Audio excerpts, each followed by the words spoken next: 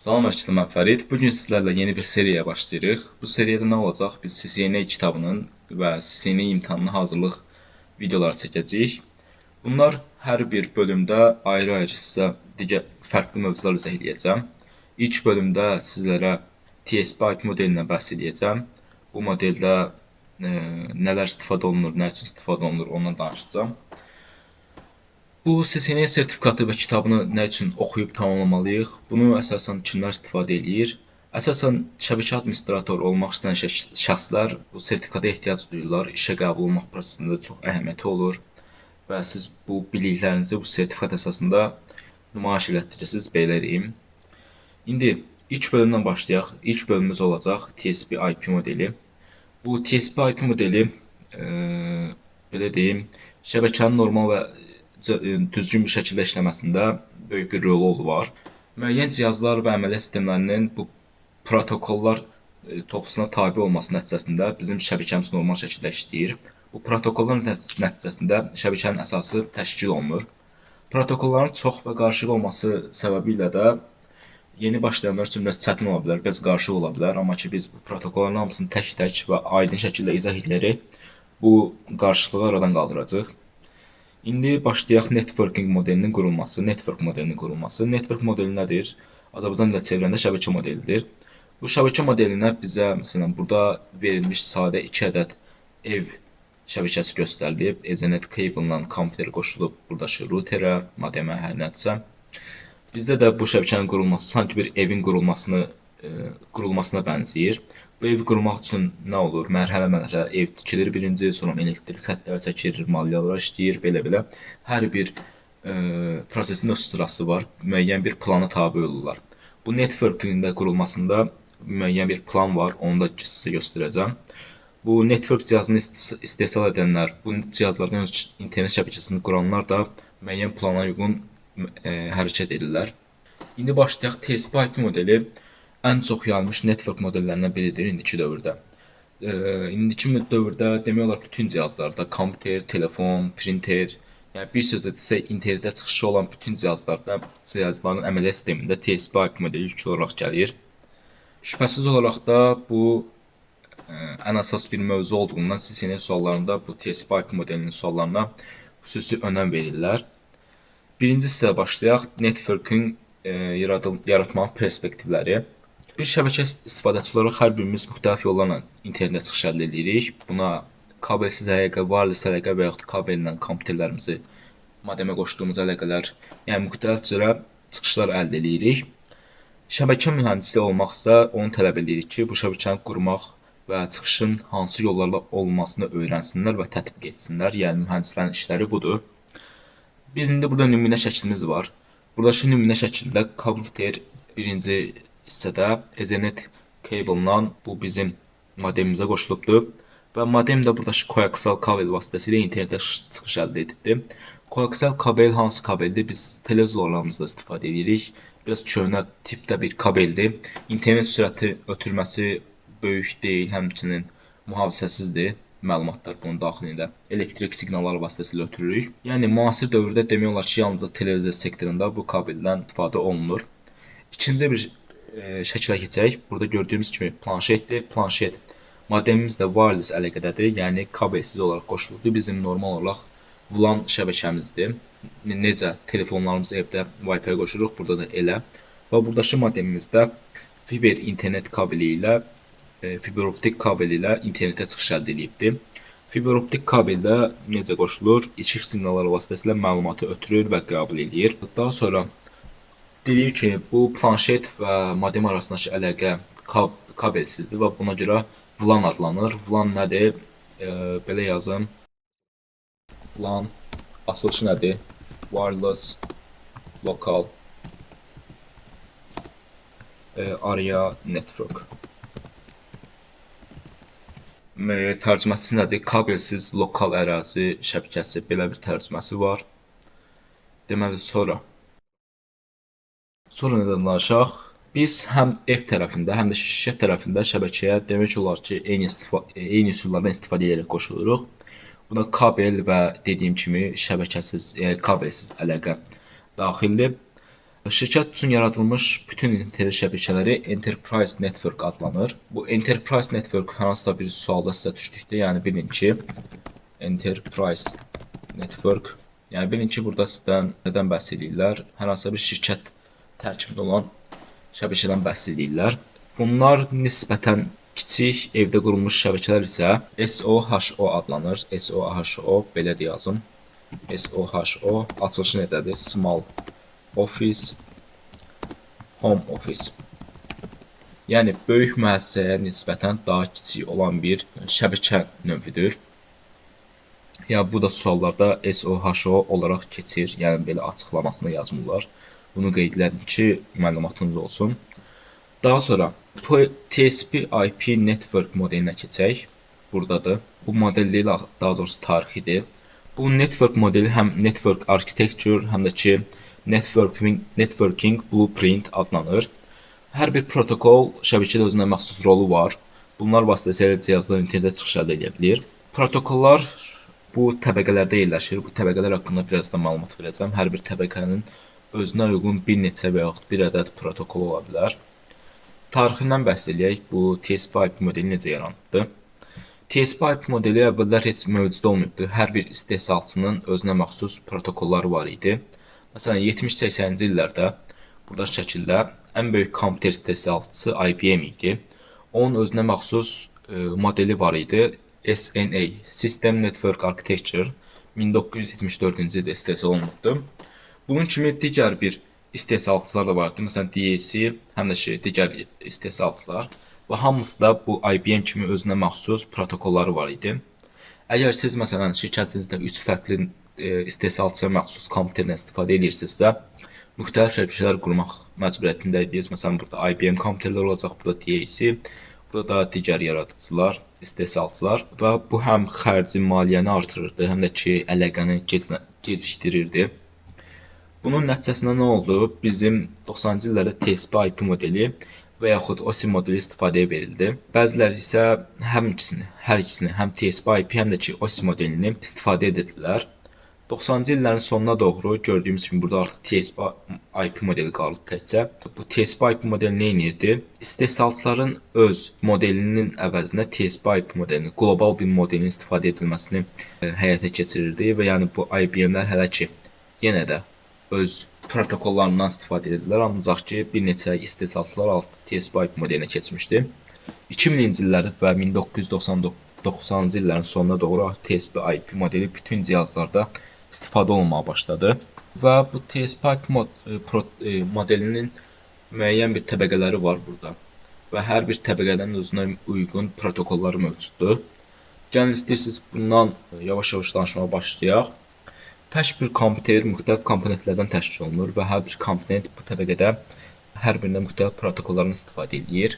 Fiziki, data link, şəbəkə, transport və tətbiqi təbəqə. Hər bir cihaz komponenti bunun müxtəlif təbəqələrindən istifadə edir. Kompüter açıldığı anda internetə rahat bir şəkildə qoşulub istifadə etmək üçün əvvəlcə network interface kartdan istifadə olunur.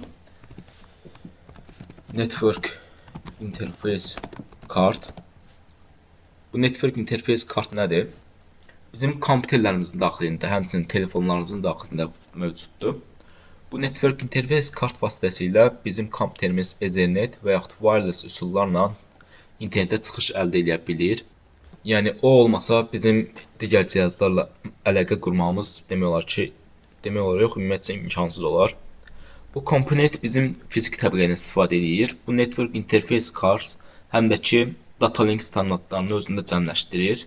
Kompüterin əməliyyat sistemində network və transport təbəqələrini tamamlayır və nəticədə browser, application təbəqəsində protokolların istifadə etməklə istifadəçi internetə çıxış əldə edir.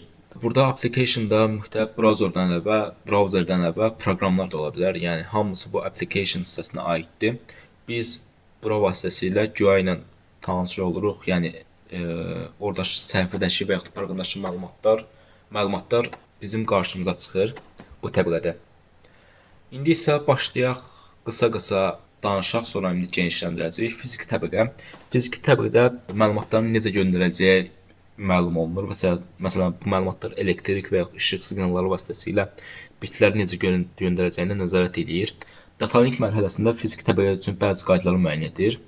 Bu məlumatların düzgün şəkildə ötürülməsi üçün məlumatlara məsələn MAC adresi ilə verir ki, məlumat müəyyən cihaza qeyd çalsın, yəni təhlükəsizlik baxımından. Həmçinin məlumatın paketlərə bölünməsi, xətaların aşkarlanması, kimlərin məlumata icazəsi olması bu təbəqədə idarə olunur. Şəbəkə təbəqəsində bu məlumatlar hansı yolla gedəcəyi müəyyənləşdirilir, hansı switch və ya routerdən istifadə edilsə, məlumat daha az və safe şəkildə hədəf cihaza çatacaq, o müəyyən olunur. Digər iki təbəqə transport və application təbəqəsi proqramların məlumatlarının ötürüb qəbul edilməsi üçün nəzərdə tutulubdur. İndi bu hər bir təbəqə üçün bəzi protokollar var. Məsələn, burada HTTPS, POP3, SMTP, burada TCP/UDP, IP/ISMP və Ethernet, həmçinin wireless əlaqə üçün 802.11 protokolu burada mövcuddur. HTTPS protokolu nə üçündür? Bizim web browserə giriş əldə etməyimiz üçün, həmçinin bunun secure, yəni təhlükəsiz, qorunmamış üsulda var. HTTP, yalnız HTTP S olmadan. Bu POP3 və SMTP protokolları isə əsasən maillərin ötürülüb qəbul olunmasında istifadə olunur. İndi başlayaq. Bu bizim application layer'dən yuxarıdan aşağı doğru açıq şəkildə məlumat verə başlayaq.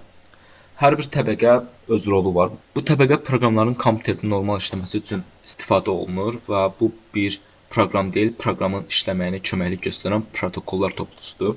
Məsələn, bunda dediyim kimi HTTP protokol var idi, HTTPS, həmçinin POP3 və SMTP.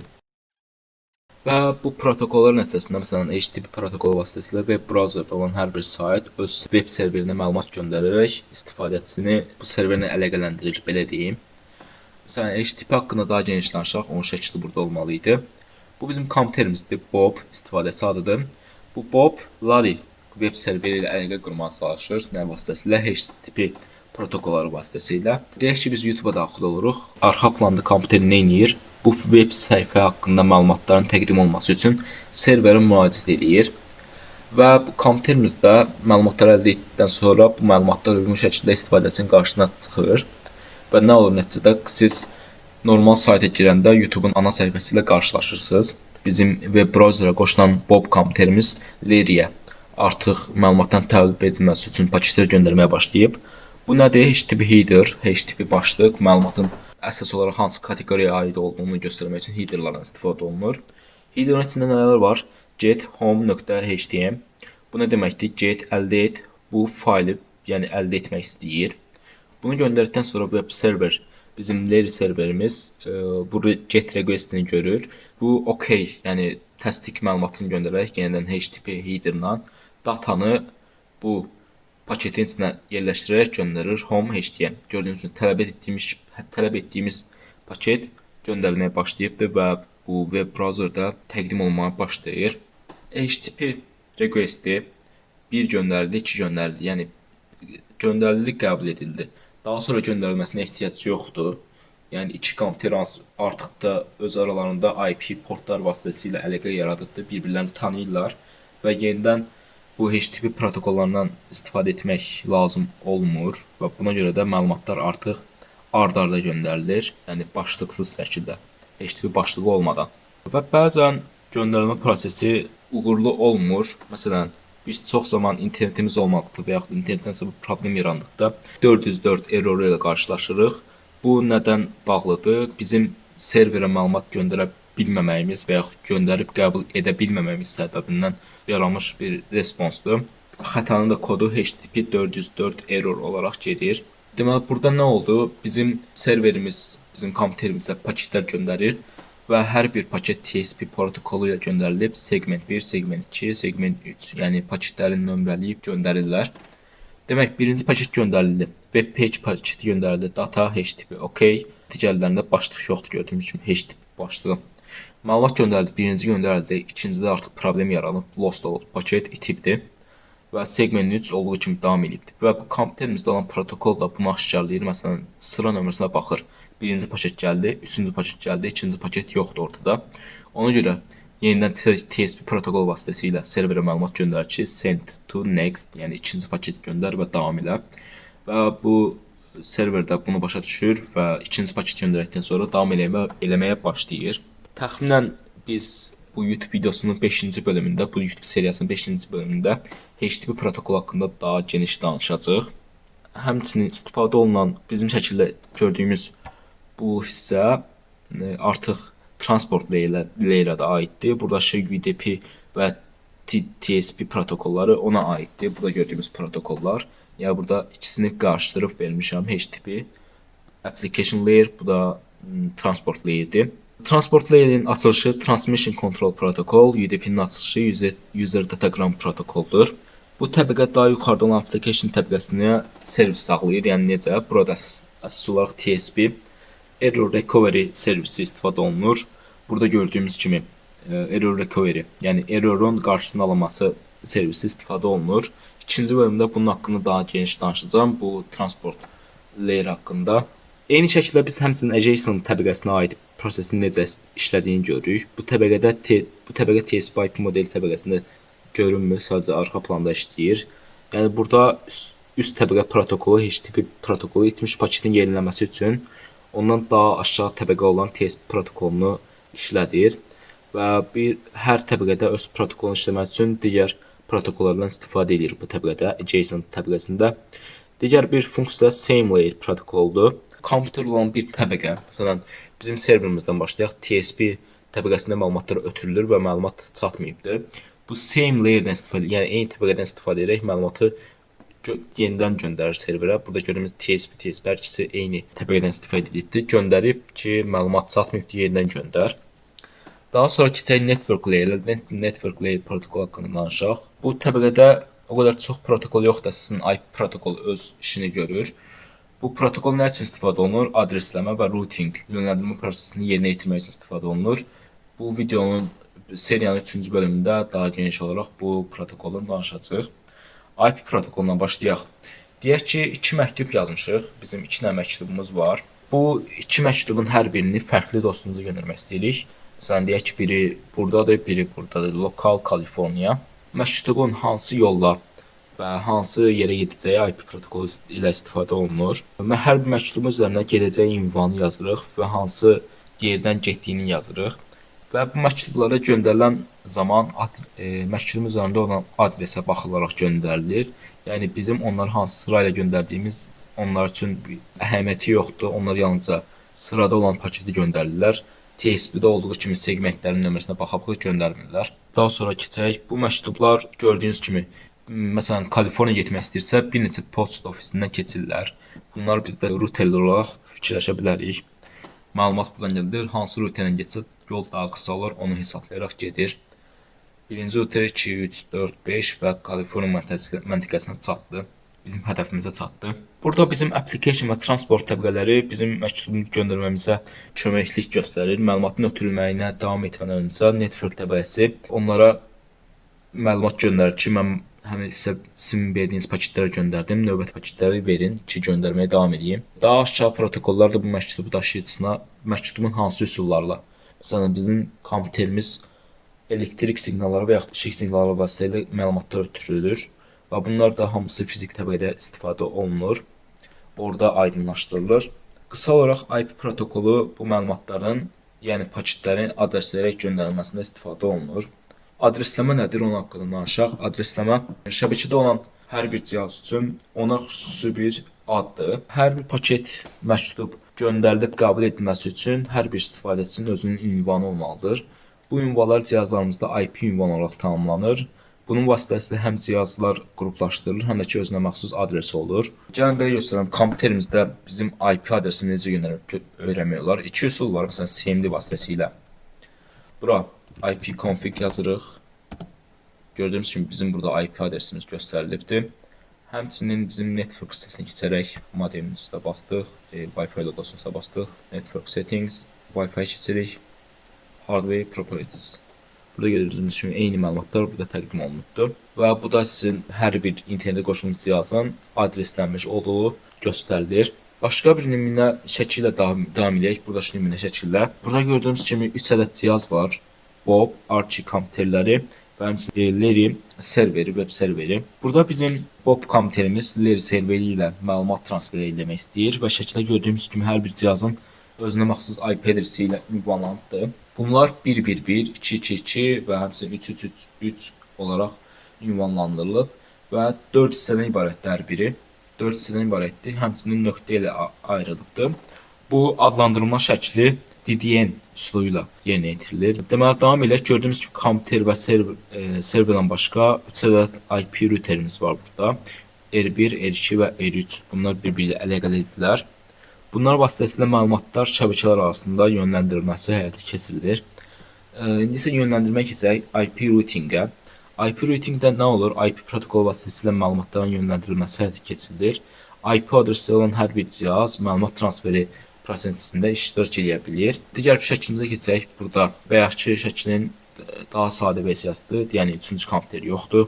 Yalnız bu 2 kompüteri var. Burada nə edirik? Leri serveri bizim Bob kompüterinə məlumat göndərmək istəyir. Sol altda bizim burada göndərdiyi paketlərin nədən ibarət olduğu, hansı headerlərdən ibarət olduğu var. Məsələn, network təbəqəsində bizdə bura IP protokolu əlavə olunubdur. Bu IP protokolunda nə var? Destination və source adreslər qeyd olunubdur. Destination hədəf adresi 2222, Bob kompüterin adresidir və source adresi, mənbə adresi də Lerinin IP adresidir. Və buna baxaraq routerlər məlumat ötürməsini yerinə yetirirlər.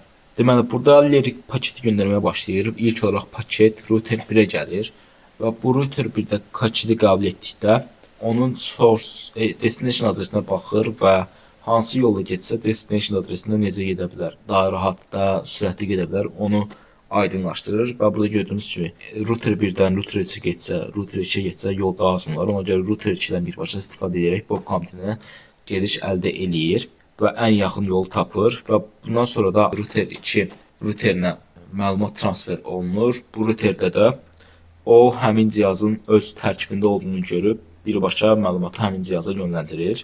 Daha sonra keçək data link və fiziki təbəqəyə. Bu təbəqələr ötürmək üçün uyğun protokollar və sistemləri müəyyən edirlər. İkisi də demək olar ki, bir-birindən birlikdə işləyir. Fiziki təbəqə kabel göndərilmə üsulunu müəyyən edir. Kabel ilə məlumatlar göndərilərkən bəzi protokollar və qaydalar tətbiq olunur. Bu qaydalarda data link mərhələsində özlərini göstərirlər. Data link təbəqəsində fokuslanaq. Burada başqa bir kompüter başqa bir kompüterə IP paketi göndərmək istəyən zaman ilk olaraq paketin digər cihazına necə çatdırılacağını müəyyənləşdirir.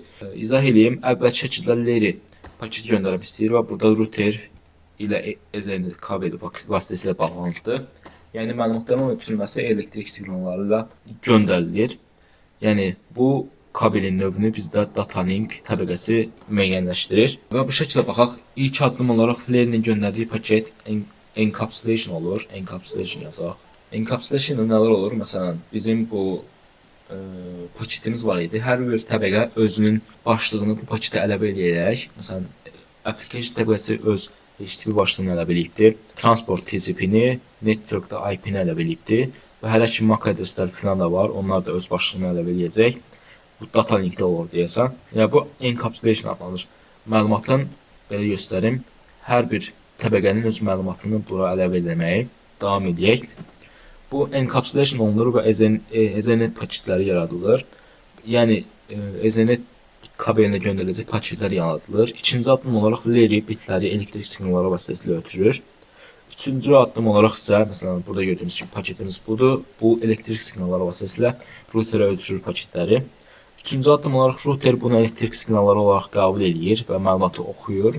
Bu məlumatı oxuduqdan sonra yenidən elektrik siqnallarını yaradır və digər routerə təqdim edir bu məlumatları. Daha sonra ən sonda hədəf cihazda bu paketlər çatdıqda de-encapsulation olur. Yəni ki, başlıqların bir-bir açılaraq dataya çatması, məlumata çatması bizim kompüterimizin ən sonunda da bu paketdən məlumatdan istifadə edir. Data və fiziki təbəqə tərkibində çox sayda protokol var. Məsələn, bizim simulyasiyada Ethernet protokolundan istifadə olunubdur. Yəni ki, məlumatlar Ethernet kabeli vasitəsilə ötürülübdür. Və əvvəlcədən bəhs etdiyimiz VLAN protokolu. VLAN protokolu nə idi? Cihazımızın kabelsiz bir şəkildə modem ilə əlaqə yaratması. Bu bizim VLAN Wireless Local Area Network protokoludur.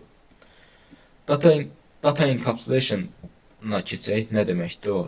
Belə daha aydın izah edeyim. Burada bizim TCP/IP təbəqələrimizdir və bu da bizim əsas paketimizdir, datamızdır. Datamız nümunə olaraq məsələn HTTP və yaxud digər bir protokollardan istifadə edərək application təbəqəsində yaradılır. TCP, IP və Ethernet protokolları fizik təbəqədə özünü göstərir.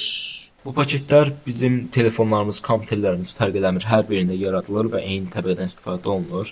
Hər bir təbəqə ona öz informasiyasını, yəni başlığını əlavə edib növbəti təbəqəyə yönlənir. Və bu prosesdə bütün cihazlarda demək olar baş verir. TCP/IP modeli ümumiyyətlə bizim kompüter və telefonlarımızda mövcuddur və hər birində bu proseslərin hamısı yerinə yetirilir. Burada baxaq, application-da data var, transportda TCP başlığı əlavə olunub, networkdə IP və datalinkdə datalink başlıqları məlumatın başına və sonuna əlavə olunubdur. Axırda fiziki mərhələdə də məlumat bitlər şəklində çevrilir və ötürülür. Burada bəzi terminlər var idi. Məsələn, bizim istifadə etdiyimiz segmentlər, paketlər.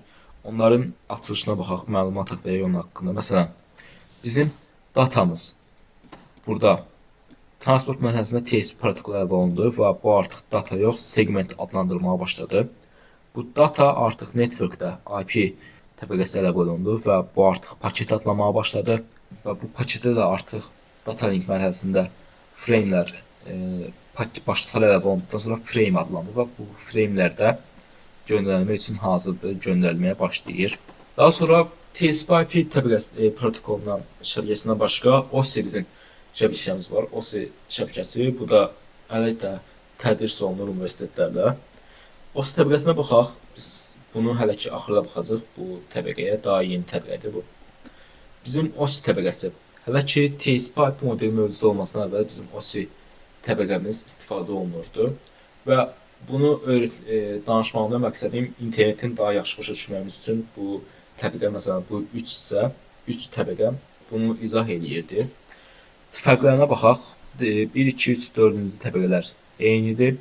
Yalnız burada TCP/IP-dəki application təbəqəsi 3 hissəyə ayrılıbdır. Sessiya, presentation və application təbəqəsi olmaq 3 hissəyə ayrılıbdır. Bu model əsasən 80-90-cı illərin əvvəlində istifadə olunubdur və indi yerini TCP/IP modelinə buraxılıbdır. Ancaq yəni o dövrlərdə əsas modellərdən biri idi. OSI modeli niyə köhnəldi? Çünki onda yeni standart yaratmadan sabit qalırdı. Yəni ki, adaptasiya olmurdu yeni cihazlara deyək. Bunun yaradılmasından sonra TCP/IP modeli yaradıldı və o öz yenilikləri özünə əlavə edə biləcək şəkildə yaradıldı və yaxud belə deyim, hər hansısa bir yeni texnologiya çıxdıqda bu TCP/IP modelinə rahatlıqca əlavə edilə biləcəyidir. Daha sonra burada TCP/IP RFS 1122 şəbəkəsi yaradıldı, model yaradıldı. Burada gördüyünüz kimi artıq datalink və fiziki əvvəlcə dediyimiz kimi bunlar artıq birlikdə işləyir. Belə deyim, link təbəqəsi olaraq yaradıblar və artıq 4 təbəqədən ibarətdir. Link, internet, transport və application getdikcə sadələşdirilib və bunun vasitəsilə də biz internetə çıxış edən zaman asan yolla çıxış edirik. Yəni o qədər çox məlumat etkisinə qalmırıq. Və bugünlük bu qədər. Sizə bu videoda TCP/IP modeli haqqında məlumat verdim. Bu video CCNA seriyasının ilk bölümü olaraq YouTube kanalıma yerləşdirildi. Açıqlama hissəsində bu CCNA Volume 1 kitabının linkini də yerləşdirəcəm. Əgər ingiliscə bilginiz varsa, oradan da oxumanız məsləhətdir. Və növbəti videolar, digər protokollar, digər mövzular haqqında məlumat verəcəm. Və bu qədər. Növbəti videoda görüşərik.